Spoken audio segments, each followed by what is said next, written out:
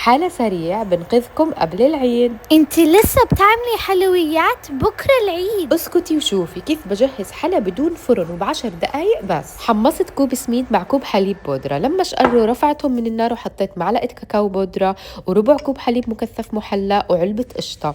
قلبتهم لصاروا مثل العجينة وحطيتهم بقالب الكيك بهالشكل وصفيتهم. وللطبقة الثانية رح احط كوب قشطة مع كوب شوكولاتة، طبعا فيكم تزيدوا حسب الكمية اللي انتوا عندكم.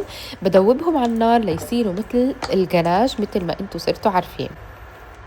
وأكيد بحطها بالطبقة الثانية، وأكيد بتزينوها كيف ما بتحبوا. أنا زينتها بالفستق الحلبي وشوية حبات الورود والفستق الحلبي المطحون.